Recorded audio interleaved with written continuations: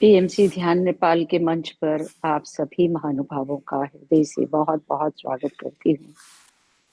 आप सभी को मेरा आत्मवंदन।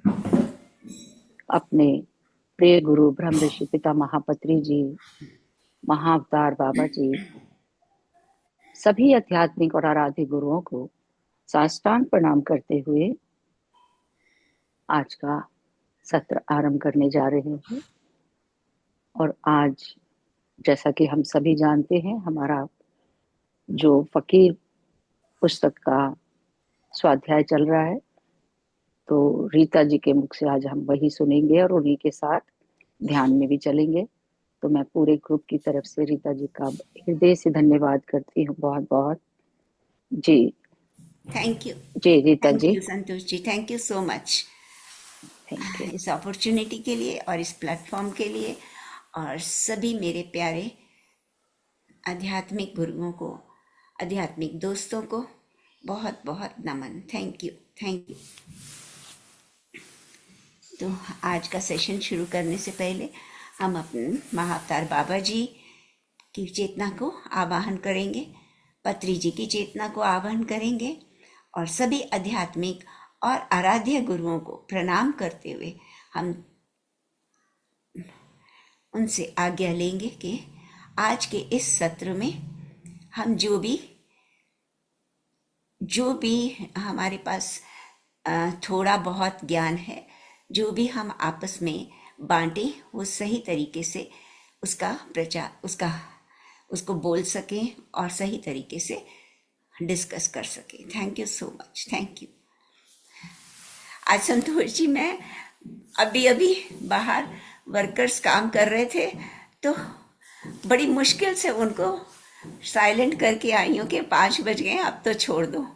तो अभी जी एकदम जी, से ना कुछ वो समझ लग ही ही नहीं रहा है आया। कि आपका सांस फूल रहा है थोड़ा, हाँ जी। कहीं से आ रहे हैं आप। हाँ, जी जी, तो चलिए आज हम, जैसा कि आप जानते हो, फकीर पहले गुरु। ध्यान कर लिए रीता जी, ठीक है, है। ठीक है। हाँ, हाँ, उसके बाद सुनते हैं, जब तक आप आराम से बैठो। जी जी जी, थोड़ा सा बोल के बस बिठा दीजिए। थोड़ी देर के लिए हम ध्यान में बैठेंगे। सभी को मेरा निवेदन है कि ध्यान अवस्था में आ जाएं। धीरे से अपनी कमर सीधी रखते हुए पूरा ध्यान अपनी सांसों पर ले आए।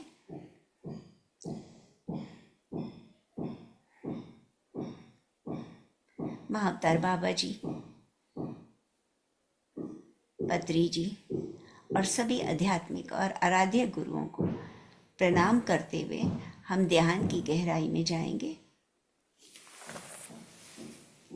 सबसे पहले अपने आप से संकल्प करें, मैं शांत हूँ, मैं प्रेम हूँ, मैं प्रकाश हूँ।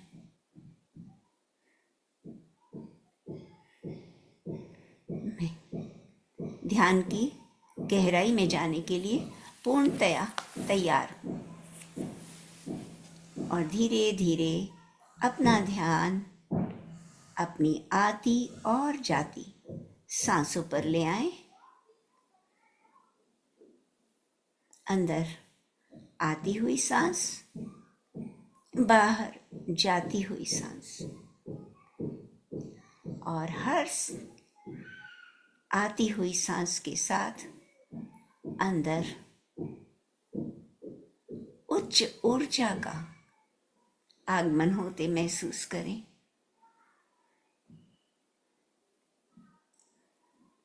शांति को महसूस करें। पूरी तरह से रिलैक्स होते जाएं।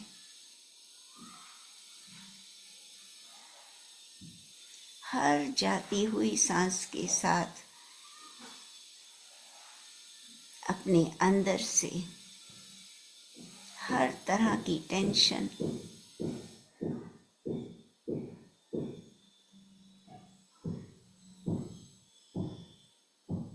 हर तरह की चिंता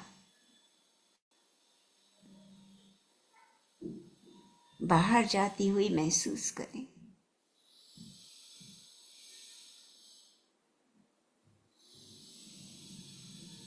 अंदर आती हुई सांस को अनुभव करने के लिए अपना पूरा ध्यान अपने नॉस्ट्रिल्स के पास ले जाएं।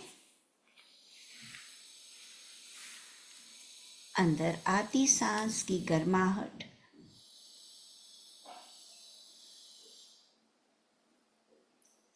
अंदर आती सांस की शीतलता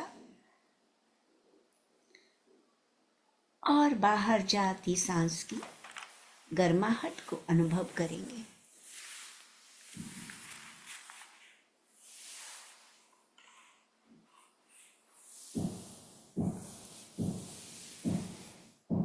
जैसे जैसे हम सांसों के साथ जुड़ते जा रहे हैं,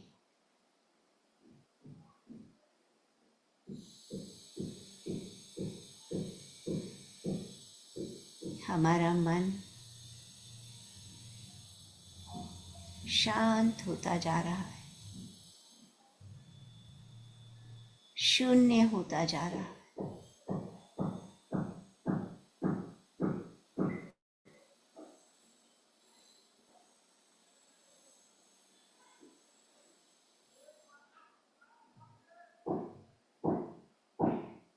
पूरा ध्यान अंदर आती हुई सांसों पर और बाहर जाती हुई सांसों पर।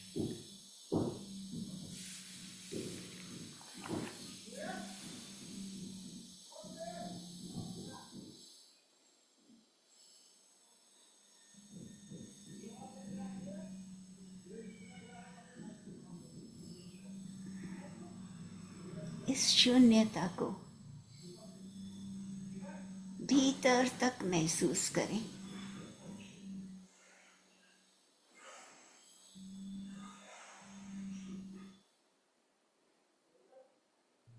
जैसे ही हम ध्यान में बैठते हैं,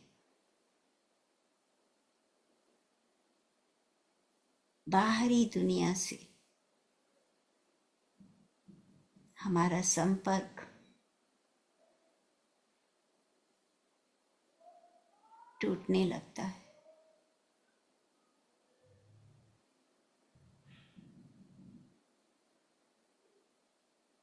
खुली आंखों से जो हमें इल्यूजन्स, भ्रम हो रहे थे, वो स्वतः ही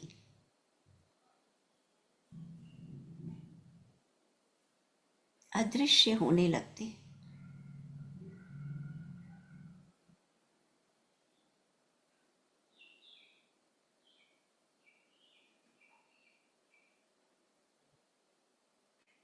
हर अंदर आती सांस के साथ हम शरीर की भी चेतना से परे होने लगते हैं।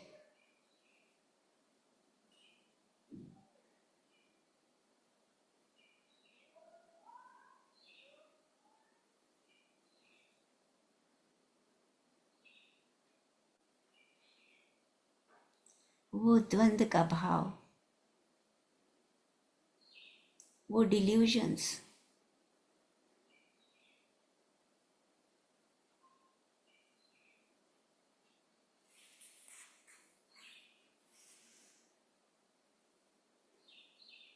वो मन, इंद्रियों और अहंकार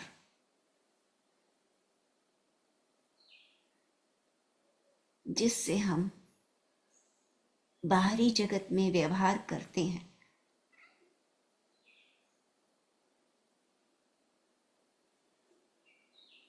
सब धीरे धीरे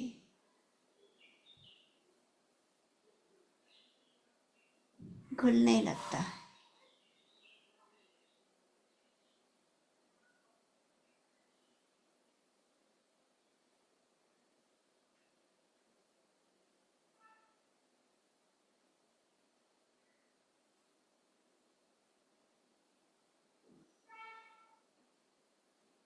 केवल सांसें और चेतना।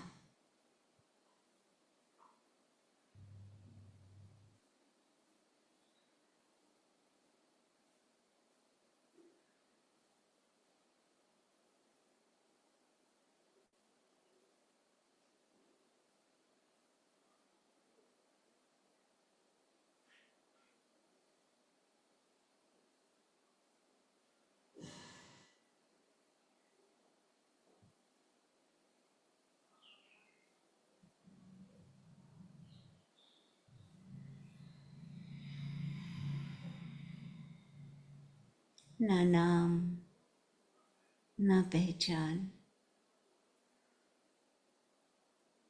ना रिश्ते,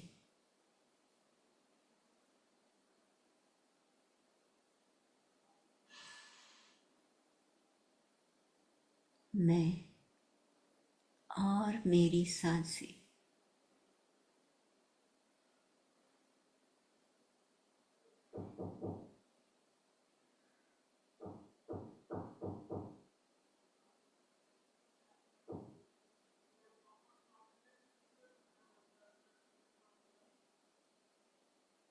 सांस गहरी है,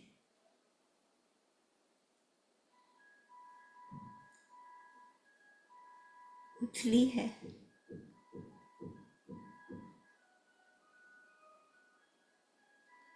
तेज गति से है या धीमी गति से,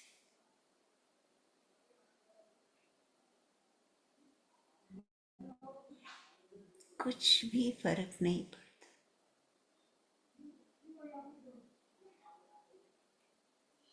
कुछ भी बदलाव नहीं कर।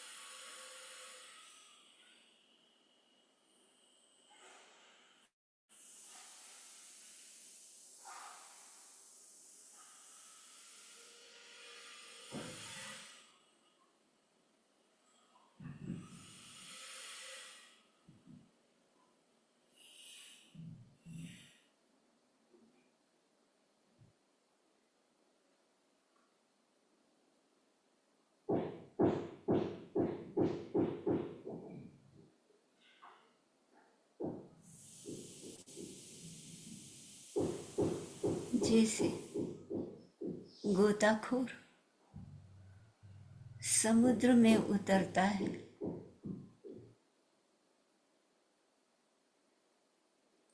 तो उसका पूरा ध्यान समुद्र के नीचे उतरने का होता है।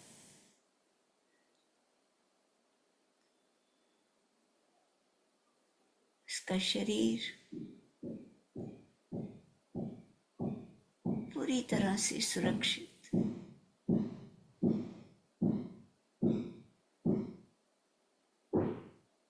उसका एक ही लक्ष्य समुद्र की गहराई तक पहुंचकर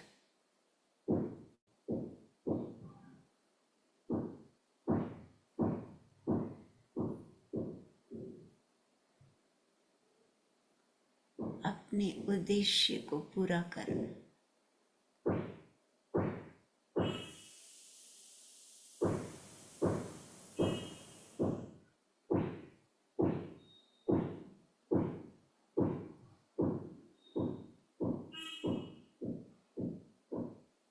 इसी तरह जब हम ध्यान की गहराई में उतरते हैं।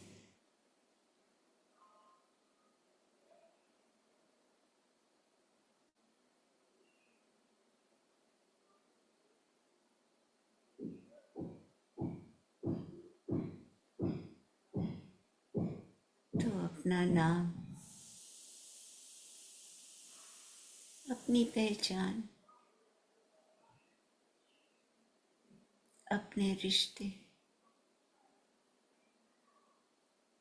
सब भूल कर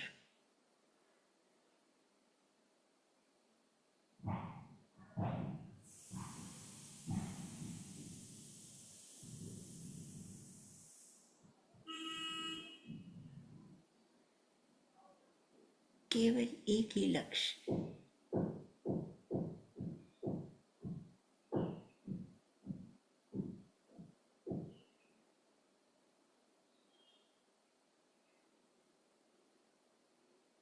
मैं कौन हूँ।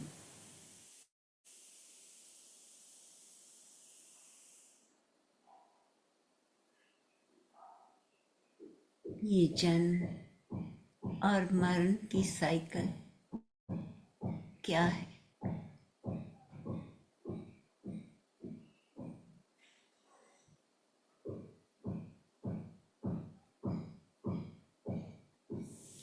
और उस परम चेतना, उस उच्च चेतना तक पहुंचकर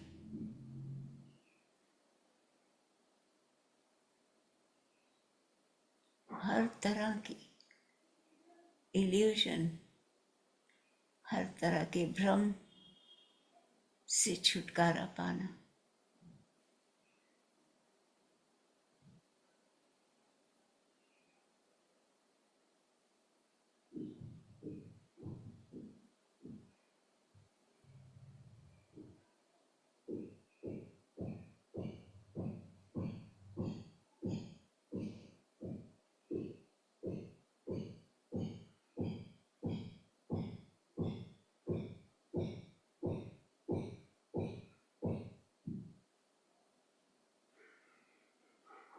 जैसा कि हमारे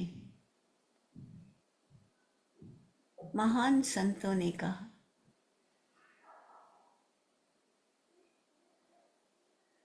कि पृथ्वी पर जन्म का एक ही कारण है, आत्मा का विकास। अलग अलग शरीर धारण करके कई जन्मों तक हम धीरे धीरे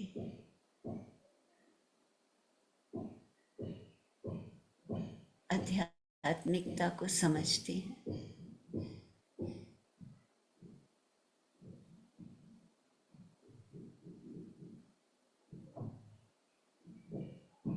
और ये आत्मा का विकास सिर्फ धरती पर ही नहीं, आत्मीय जगत में भी होता है।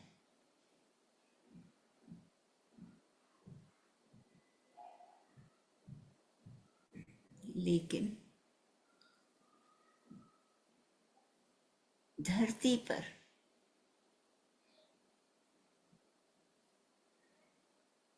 ये विकास कंपैरेटिवली ज्यादा आसानी से होता है।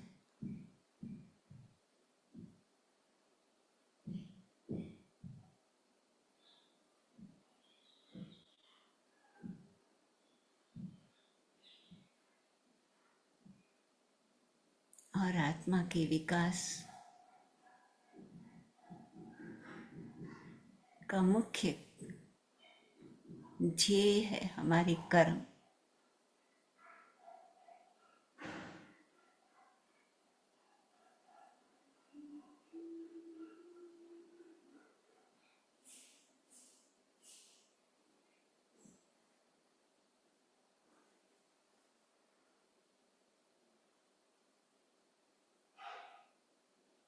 इसीलिए जीवन रहते हमें अपने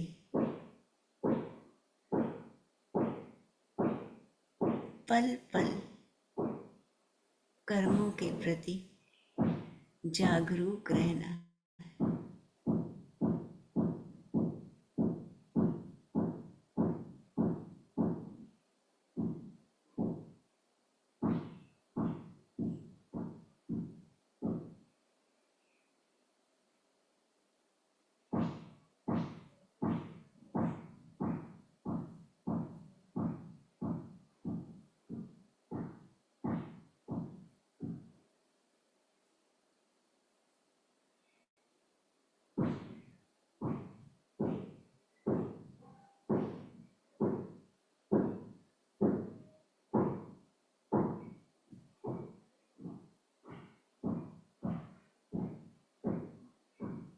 ध्यान करने से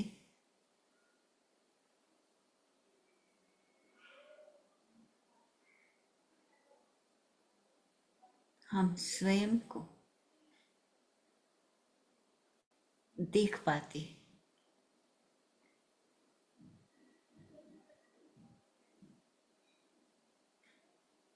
अपने कर्मों का विश्लेषण कर पाते।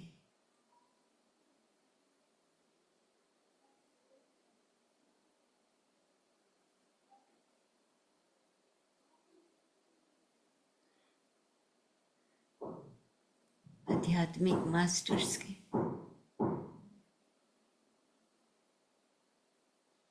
मैसेजेस ले पाते, समझ पाते, अपने जीवन में उतार पाते।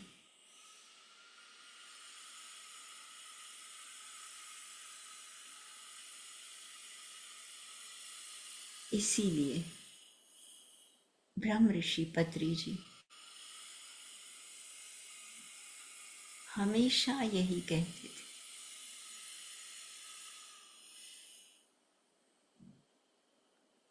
जब टाइम मिले, चाहे वो 5 मिनट हो, ध्यान करो,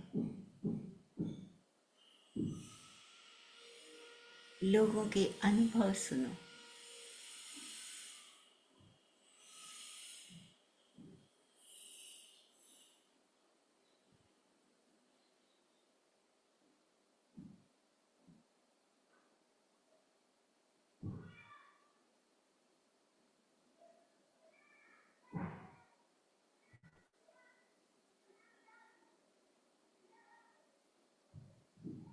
छोटे से छोटे ध्यान करने से भी हमें आदत पड़ जाती है स्वयं से जुड़ने की, सांसों से जुड़ने की, प्रेजेंट में रहने की।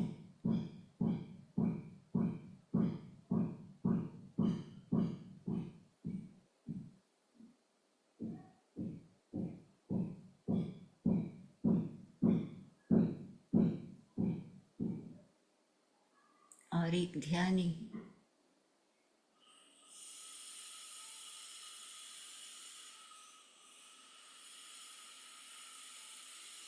हमेशा सत्य पथ पर चलता है।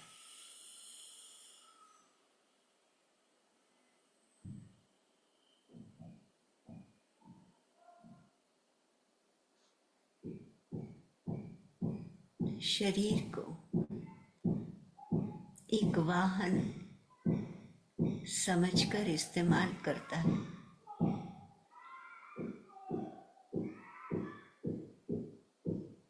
शरीर के साथ जुड़ाव नहीं रहता।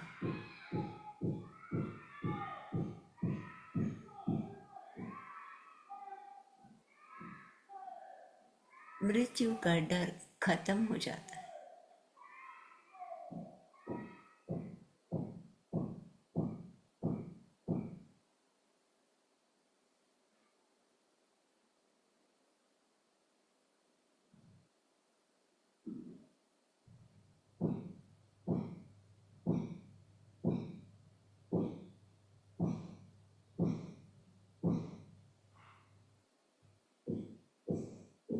जब हम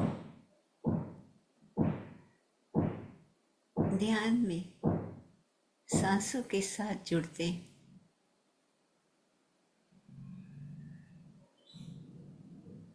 तो धीरे धीरे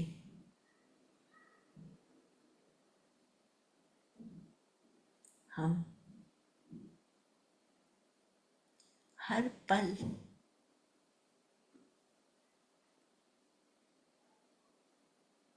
वर्तमान में रहना सीख जाते।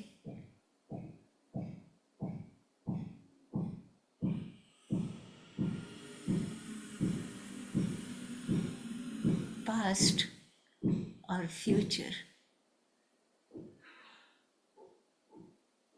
की कोई परेशानी हमें नहीं सताती।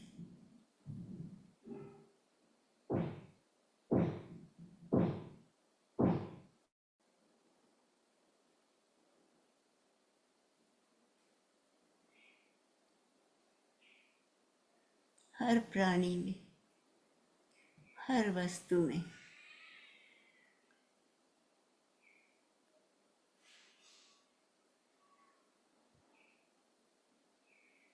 उसी प्रकाश को देख पाते हैं।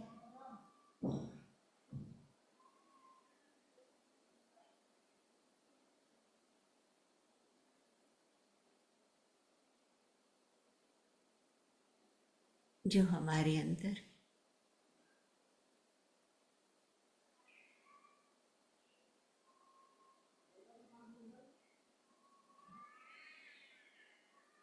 पूरा ध्यान आती और जाती सांस में।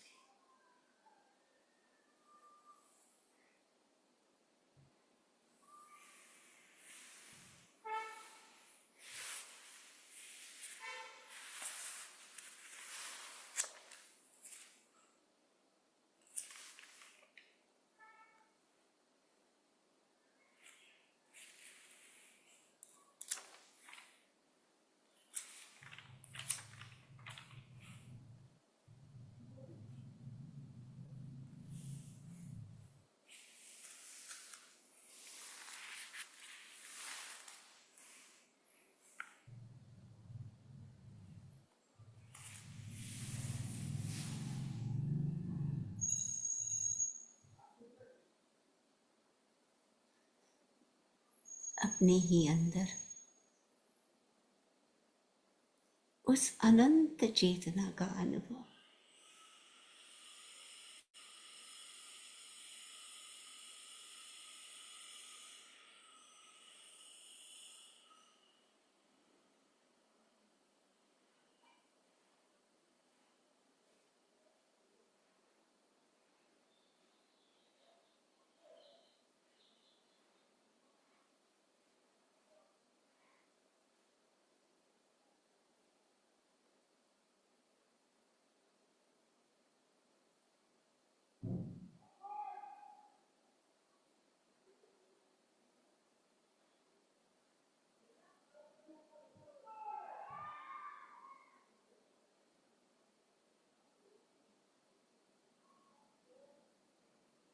वही चेतना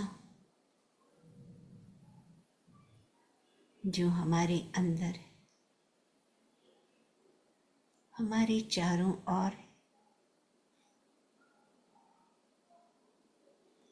हर प्राणी में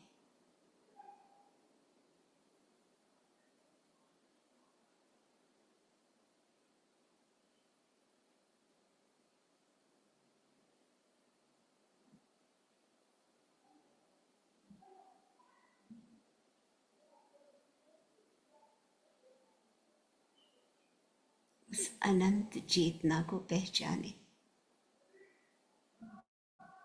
उस पर ब्रह्म को पहचाने।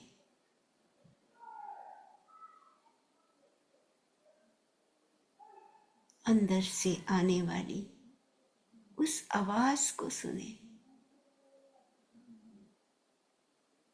एक तू ही है, एक ओंकार,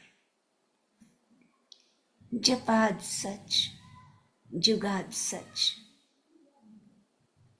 तू ही निराकार, तू ही मेरे चारों ओर।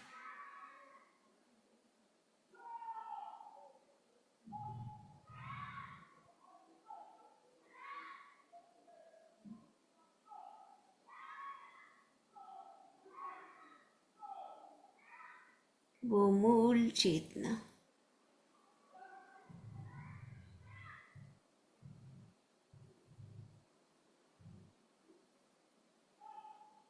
जिससे अलग होकर हम संसार में भूले फिर रहे हैं,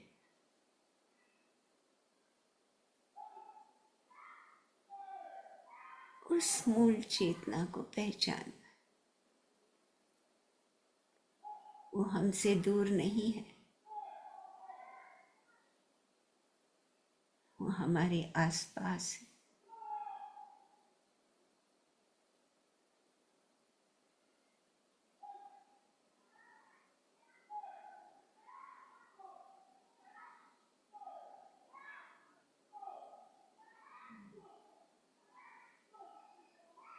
उसी से एकाकार होना है, एकीकृत होना है।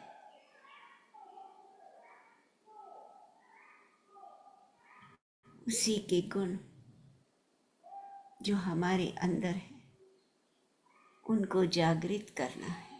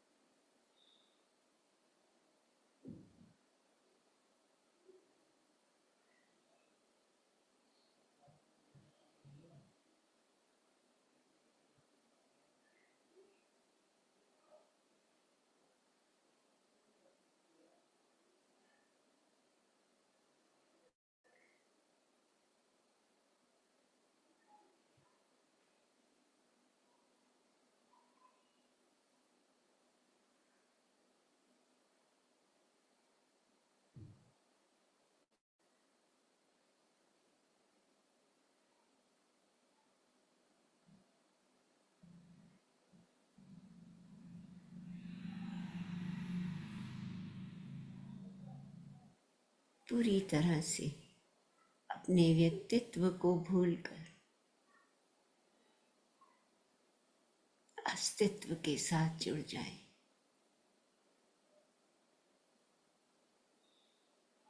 जिसके कारण हमारा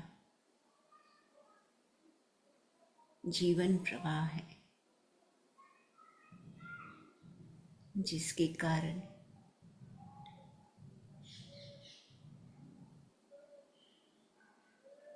अपने कार्मिक अकाउंट को बैलेंस कर रहे हैं।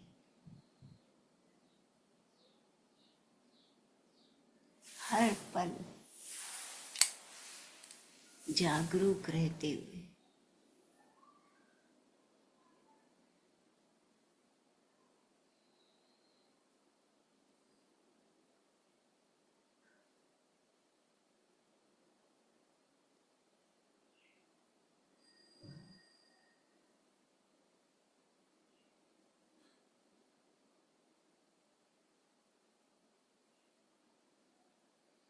पुराने कर्मों को बैलेंस करना है और नए कर्म नहीं बनाने।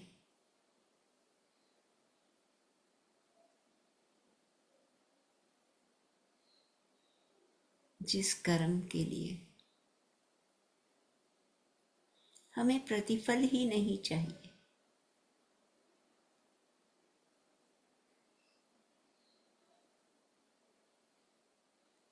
जिस कर्म को पूरे समर्पण भाव से करेंगे।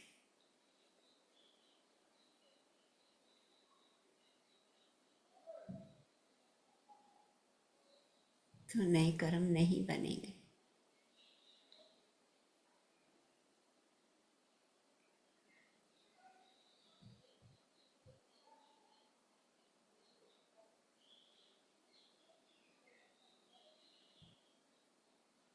ध्यान केवल आंखें बंद करके ही नहीं, आंखें खोल के भी करना है।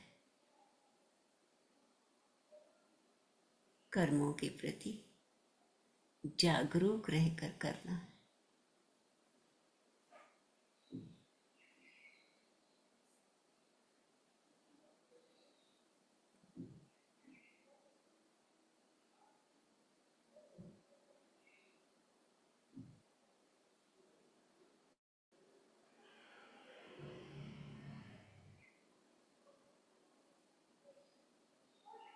यही मेडिटेशन का फायदा है मास्टर्स, कि हम इतने जागरूक हो जाते हैं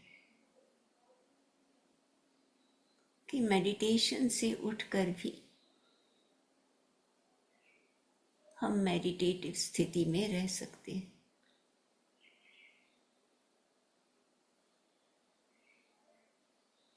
धीरे धीरे अपने शरीर में आएंगे मास्टर्स।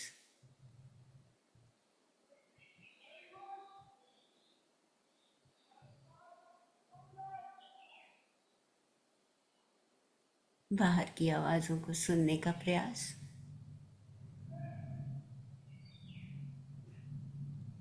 अपने आसन को पहचान कर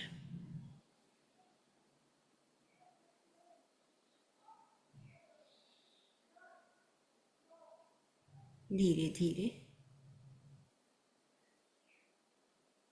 वातावरण के प्रति कॉन्शियस हो जाए और धीरे धीरे अपने हाथों और पैरों की उंगलियों को हिलाते हुए दोनों हाथों को एक दूसरे से अलग करते हुए रब करेंगे मास्टर्स। ऊष्मा भरे हाथों को अपनी आंखों पर रखें और हथेलियों के अंदर 5 की काउंटिंग में धीरे धीरे आंखें खोल लेंगे। 5, 4, 3, 2, 1, 0। धीरे धीरे हथेलियों को आंखों से निकली ऊष्मा से भरकर अपने पूरे शरीर पर रब करें और एक प्यारी सी मुस्कान के साथ बाहर आ जाएं। Thank you masters.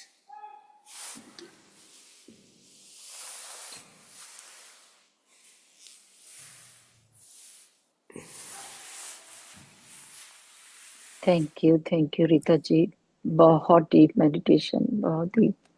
Thank you so much जी, thank you Rita ji. Thank you so much. Thank you. Thank you Rita जी।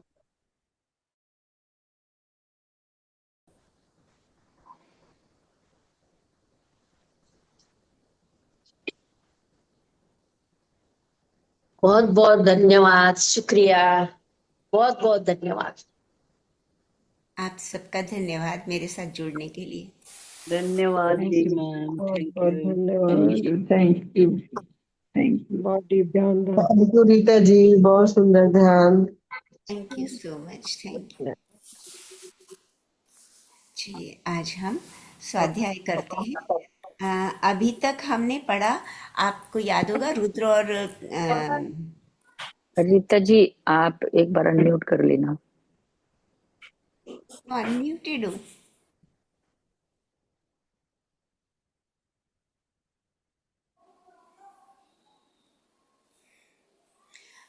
रुद्र और कैच दोनों फ्रेंड्स थे, और रुद्र हमें पता है कि मर चुका है और आत्मीय लोक में है, और साईं बाबा उसको अलग अलग जगह पर लेकर जाते हैं, अलग अलग तरह के अनुभव करवाते हैं।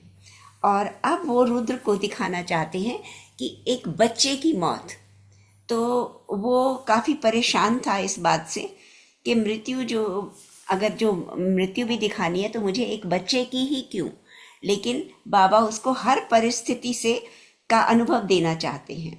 तो इसलिए बाबा उसको कैच के पास लेके जाते हैं, जो उसका दोस्त है। कैच और रुद्र बहुत पुराने दोस्त हैं, और कैच का बेटा जेहान है। और अब बाबा उसको जेहान की मृत्यु दिखाना चाहते हैं। जेहान जो कि सिर्फ 7 साल का बच्चा है, और रुद्र इस बात को सुनकर कि एक छोटा सा बच्चा, और जो कि मेरे दोस्त का बहुत प्यारे दोस्त का बेटा है, उसकी मृत्यु मुझे मत दिखाओ, लेकिन बाबा इस बात को नहीं मानते। तो बाबा उसको कैच के घर लेके जाते हैं, जहाँ पर कैच और जेहान उसका बेटा दोनों गहरी नींद में सो रहे थे। जेहान का सर कैच की गोद छाती पर था। दोनों बाप बेटा एक जैसे लग रहे थे। हालांकि एज में तो बहुत अंतर था, लेकिन दोनों के घुंघराले बाल हैं तो दोनों देखने में एक जैसे लग रहे थे। अचानक रुद्र को अपने बच्चों की, उसकी कैच के बेटे को देखकर रुद्र को अपने बच्चों की भी याद आ गई। और रुद्र ने फिर देखा कि उस कमरे में जहाँ पर कैच और जेहान सो रहे थे, तो रुद्र ने देखा कि कैच के दादा उस कमरे में आए, जो कि 10 साल पहले गुजर चुके हैं। खूबसूरत रोशनी में लिपटे हुए दादा ने प्यार से कैच को छुआ। अचानक रुद्र ने करवट ली और उठ बैठा। रुद्र ने देखा कैच के चारों ओर गहरे रंग का बादल था। इसका एक ही मतलब है कि वे गहरे अवसाद के दौर से गुजर रहा था। यह हमने बहुत बार सुना हुआ है कि जब हम टेंशन में होते हैं तो हमारा ऑरा बदल जाता है। तो वही वो बता रहे हैं कि इस समय जो कैच है उसके चारों ओर अवसाद था, मतलब दुख के बादल छाए हुए थे। तो दादा ने कैच को आशीर्वाद दिया और चले गए। कैच बिस्तर पर लेटे हुए सामने लगी साईनाथ और जरथुष्ट्र की तस्वीर को देख रहा था। उसने आंखें बंद करके प्रार्थना की, और ये क्या, रुद्र ने दोनों साईं व जरथुष्ट्र को कमरे में घुसते हुए देखा। वाकई उसने सच्चे मन से प्रार्थना की होगी। प्रार्थना में बहुत शक्ति होती है। जैसे ही उन दोनों ने कैच को आशीर्वाद दिया, उसके चारों ओर का फैला बादल छटने लगा। तो मतलब यहाँ पे प्रार्थना की इम्पोर्टेंस बता रहे हैं कि जितनी सच्चाई से, जितनी लगन से हम प्रार्थना करते हैं, उस प्रार्थना से हमारा ऑरा बदलता है। कैच मुड़ा, जेहान को चूमा, अपने बेटे को उसने चूमा और बिस्तर से उठ खड़ा हुआ। बाहर बारिश हो रही थी। सुबह 8-8:30 बजे थे। वह रसोई में घुसा, अपने लिए चाय और जेहान के लिए दूध तैयार किया। वह सोच रहा था कि इतनी बारिश में जेहान को स्कूल कैसे लेके जाएगा। कैच ने प्यार से जेहान को चूमा और गुदगुदाने लगा। जेहान हंसा और कैच के गले लग गया। ये सब देखकर रुद्र का मन भारी हो गया। उसने कैच को तैयार किया और दूध का ग्लास देते हुए जेहान को स्पाइडरमैन का नाम देते हुए जल्दी से फिनिश करने को कहा। इतने में टेलीफोन बजा। जेहान की माँ का फोन था। उसने कैच को जेहान के स्कूल के लिए जल्दी निकलने की हिदायत दी। कैच और उसकी पत्नी अलग अलग रहते थे। कैच खुद एक भावुक किस्म का माध्यम था। वह अखबारों और मैगजीन के लिए लेख लिखता था। जेहान से बड़ी एक बेटी थी फ्रवशी, और दोनों बच्चों में उसकी जान बसती थी। उसकी पत्नी एक चार्टर्ड अकाउंटेंट थी। कैच फोन पे किसी को समझा रहा था कि जो कुछ तुम्हारे जीवन में घट रहा है उसे स्वीकार करो। जो हो रहा है उसके पीछे कुछ ना कुछ कारण होता है, अच्छा या बुरा ये मत सोचो, क्योंकि वे तुम्हारे आत्मिक विकास के लिए लिखा गया है। मैं जानता हूं कहना बहुत आसान है, लेकिन करना मुश्किल। उस कठिन रास्ते पर एक ही चीज तुम्हारी सहायता कर सकती है, और वो है प्रार्थना। प्रार्थना कठिन पथ पर होने वाले अनुभवों की पीड़ा को कम कर सकती है। केवल प्रार्थना करो। ये कहते हुए कैच ने फोन रखा और उस बीमार बच्चे के लिए प्रार्थना करने लगा, जिसका बारे में उसके दोस्त का फोन आया था। तो वो कुछ राय मांग रहा था कि उसका कोई बच्चा बीमार है। तो कैज ने उसको तो सलाह दे दी कि चिंता मत करो, लेकिन फोन रखने के बाद खुद उस बच्चे के लिए प्रार्थना करने लगा। रुद्र समझ रहा था कि फोन के जरिए कैज अपनी सारी ऊर्जा उस बच्चे तक पहुंचा रहा था। जब वह फोन कर रहा था तो बाबा बिल्कुल कैज के साथ खड़े थे। शायद ये ऊर्जा कैज को बाबा से मिल रही थी, यानी कैज ने जो अपनी विशेष, अपनी प्रार्थना उस बच्चे के लिए की, तो वो शक्ति जो थी वो बाबा के द्वारा उसको मिल रही थी। इधर कैज ने जेहान को गोद में उठाया और नहाने के लिए भेजा। जल्दी से तैयार होने के लिए कहा। कैज ने अगरबत्ती जलाई, टेप रिकॉर्डर पर भजन लगा दिया। ये उसकी दिनचर्या थी। उसने जेहान को नाश्ता खाने को बोला, जो उसने मना कर दिया। तो उसने एक केला ऑफर किया, जो जेहान ने स्वीकार कर लिया। घर से निकलने से पहले कैज ने एक बार फिर से प्रार्थना की और बहुत जल्दी से जेहान को लेकर मोटरसाइकिल पर निकल गया। जेहान ने कैज को बताया कि बाबा ने बताया है कि बारिश केवल 4 मिनट के लिए रुकी है। जेहान ने कहा कि बाबा उन्हें बहुत प्यार करते हैं और वो कुछ भी कर सकते हैं। जेहान अपने स्कूल में घुसा, अपनी क्लास में गया। टीचर ने जेहान को प्रेम किया और कहा कि तुम आज भी लेट आए हो। कैच कुछ देर स्कूल में ही रुककर बारिश बंद होने की इंतजार कर रहा था। जैसे ही बारिश बंद हुई, वह अग्नि मंदिर की ओर निकल गया। यहाँ पर अग्नि मंदिर एक विशेष मंदिर है। रुद्र को याद आया कि वे दोनों यानी कैच और जेहान हर रोज अग्नि मंदिर में मिला करते थे, सिगरेट पीते थे, चाय पीते थे। वे दोनों चर्चा करते थे कि पारसियों को अग्नि मंदिर में क्यों नहीं जाने देते। तो कैच ने बताया कि उन पारसियों का समाज सिरफिरों से भरा हुआ है, और कैच ने रुद्र को बताया कि वो पारसी नहीं है, लेकिन उनके वंशज पर्शिया से आए थे। जब उनके वंशजों को यानी पूर्वजों को जबरदस्ती इस्लाम में बदलने पर मजबूर किया जा रहा था, तो अपने धर्म और जरथुष्ट्र की सीख बचाने के लिए वे लोग वहां से निकल आए थे। जरथुष्ट्र ईसा मसीह से भी 2-3 हजार साल पहले पैदा हुए थे। उन्हें सबसे पहला पीर होने का खिताब प्राप्त है। वह पहला पीर जिसने सबसे पहले बताया था कि भगवान बिना किसी रूप लिए एक ऊर्जा है, और उन्होंने ही स्वर्ग व नर्क के बारे में बताया। तो ये पहले पीर थे यानी जरथुष्ट्र, जिन्होंने स्वर्ग और नर्क की चर्चा की थी।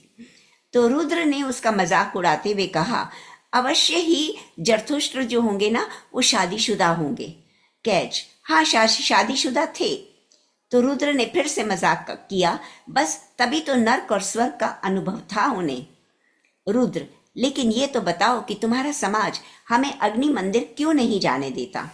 तो ये अग्नि मंदिर जो है, ये अलग कोई स्पेशल मंदिर है। कैच, जब हमारे पूर्वज गुजरात पहुंचे, उन दिनों धर्म परिवर्तन का बहुत बहुत जोर था। वहां गुजरात के राजा ने सोचा कि ये जो नया वर्ग हमारे बीच आया है, जरूर हमारे लोगों पर धर्म परिवर्तन के लिए दबाव डालेगा। वह हमारे वंशजों को वहां से भगाना चाहता था, लेकिन हम दोनों के बीच भाषा की मुश्किल आ रही थी। कोई एक दूसरे की भाषा नहीं समझता था। वैसे तो राजा कुछ भी कर सकता था, लेकिन उसने एक दूध का ग्लास हमारे वंशजों के पास भेजा। एक्चुअली पहले पॉपुलेशन कम थी, तो छोटे छोटे समाज थे, और एक समाज जहां एस्टैब्लिश हो जाता था, तो वो दूसरे समाज को अपने बीच में लाना नहीं चाहते थे, क्योंकि उनको डर लगता था कि जो दूसरे आए हैं वो हमारे लोगों का धर्म परिवर्तन करने के लिए जोर डालेंगे। तो इसलिए वो चाहता नहीं था कि यहाँ पे कोई और आए। लेकिन जब वो नहीं माने, तो क्या हुआ कि उसने दूध का ग्लास उनके बीच में लोगों के बीच में भेजा। तो हमारे पुजारी ने बहुत सोच विचार किया कि राजा पागल तो नहीं कि उसने दूध का ग्लास भेजा है, ना कि शराब का। मतलब साफ था कि मैं पहले ही अपने सिरफरों से परेशान हूं, मुझे इसमें और बढ़ोतरी नहीं करनी। पुजारी ने अपनी पत्नी से शक्कर मंगवाई और प्रेम भाव से दूध में शक्कर मिलाई और दूध का ग्लास राजा की ओर बढ़ा दिया, ये संदेश देते हुए कि जिस तरह शक्कर ने दूध को मीठा कर दिया है, उसी तरह हमारा कुनबा भी गुजरातियों में इस तरह घुल मिल जाएगा और चारों ओर मिठास का संदेश लाएगा। राजा बात को समझ गया, लेकिन चेतावनी देते हुए समझा दिया कि किसी भी तरह की बदतमीजी बर्दाश्त नहीं की जाएगी। मेरे वासियों से किसी तरह का मेल जोल नहीं बढ़ाया जाएगा।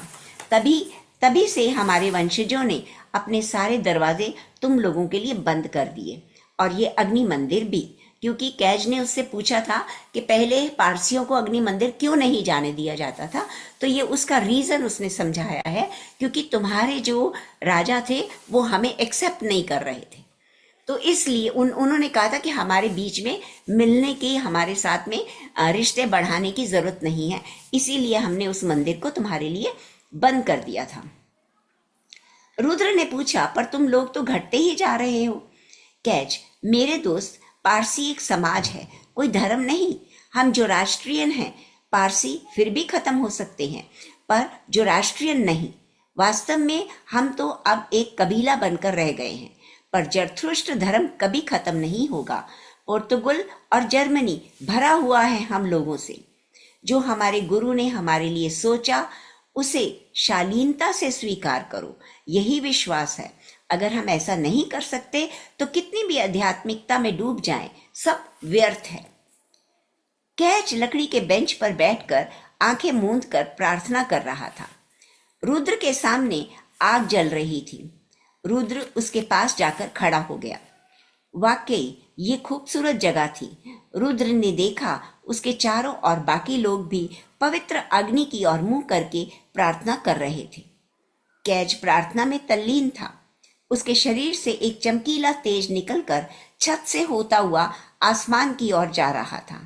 कुछ और लोगों के शरीर से भी वैसा ही तेज निकल रहा था, परंतु कुछ लोगों के शरीर से कोई तेज नहीं निकल रहा था, बल्कि कईयों के शरीर के चारों ओर अवसाद, गुस्से, डर या घृणा का अंधकार फैला हुआ था।